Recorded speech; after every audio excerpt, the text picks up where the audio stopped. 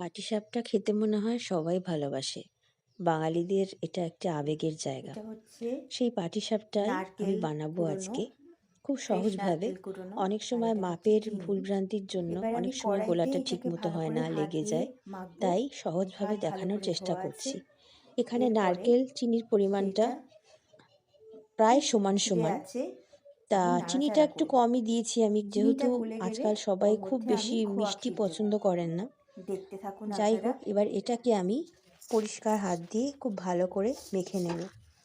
চিনি থেকে এই রস বের হয়ে এটা একটু ভিজে ভিজে টাইপের যাবে। তারপরে এটা গ্যাসের মধ্যে দিয়ে ফ্লেমটাকে খুব সাবধানে বাড়িয়ে কমিয়ে এটাকে আমি পাক দেব। তারপরে খোয়া ক্ষীর মেশাবো, যেটা আমার ক্যামেরায় নেই, কারণ একা একা করেছি বলে সবটা তুলতে পারিনি, তার জন্য কিন্তু আমি ক্ষমা চেয়ে নিচ্ছি। এই দেখুন, একটু দেখিয়েছি। আর এই যে খোয়া ক্ষীর মেশানোর পরে লাস্টে এরকম দেখতে হয়েছে এটা। এখানে আলাদা করে ময়দা এবং সুজিটাকে দুধের মধ্যে ভেজানো ছিল, যেখানে 1 কাপ ময়দা হলে গলা কাপ সুজি হবে। ব্যাটারটা একটু পাতলা হবে। আমি অনেকক্ষণ ধরে ফেটিয়েছি, এই যে দেখুন এরকম গোলাটা হয়েছে।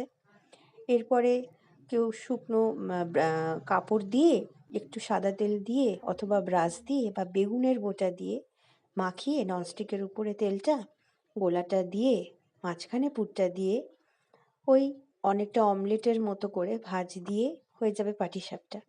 তারপরে ভিডিওটি দেখার জন্য সবাইকে আপনারা অসংখ্য এটাকে ধন্যবাদ রেখেও খেতে জানাই। পারেন। বা তখনও খেতে পারেন।